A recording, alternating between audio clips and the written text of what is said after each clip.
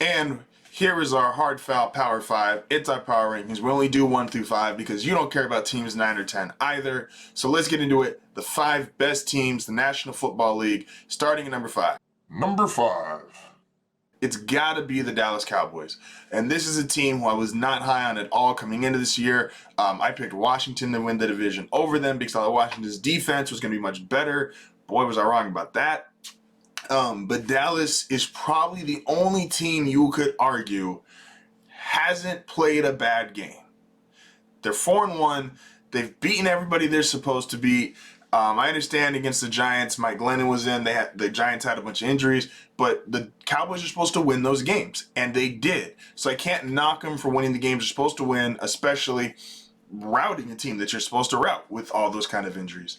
They beat the Chargers, which, wow, looks like a really good win right now. The Chargers would have been my number 5 team, especially coming off the performance against Cleveland, but Dallas having the head-to-head, it should mean something. Dallas is our number 5 team.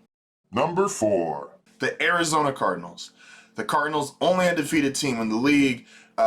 This is a matter of really big, explosive weapons, big, huge, explosive offense. Kyler Murray is probably your MVP right now for the season ended today. This is not a story of buttoned up and does everything right. The Cardinals are not that.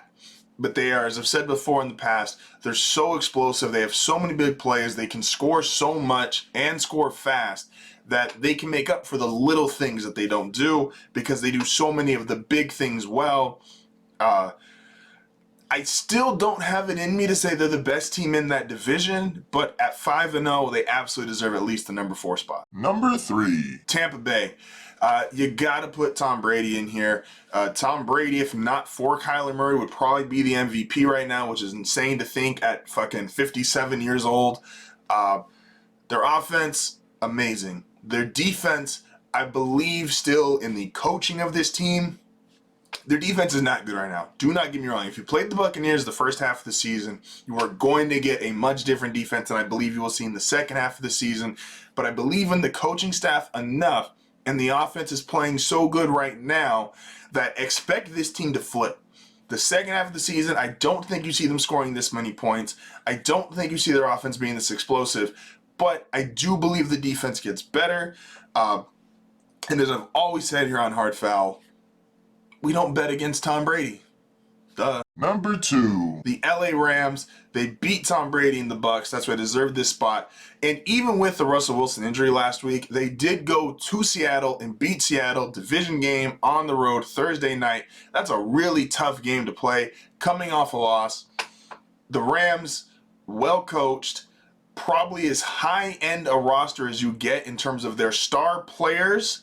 Even if it is only 5 or 6 guys at the high end kind of make up for the rest of the team, they have the best high-end talent in football, and it's really not debatable. Aaron Donald, Jalen Ramsey, Matt Stafford, Cooper Kupp. I mean, they have guys for days at that high-end level who are all pro, best at their position type players, and Stafford still works. Like, I know people are a little down on Stafford because he didn't play great the last couple of games.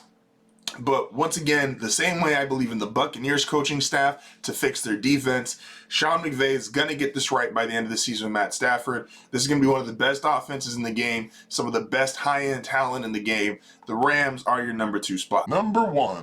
And at number 1, it's the Bills. There's the best win we've probably seen in football in years, beating the Kansas City Chiefs. That is not an easy thing to do. Just top to bottom, like this roster is amazing. Josh Allen, the running game, their defense, coaching, they did everything better than Kansas City on Sunday night in Arrowhead. With an hour-plus game delay. It doesn't matter. They've got the one weird loss against the Steelers.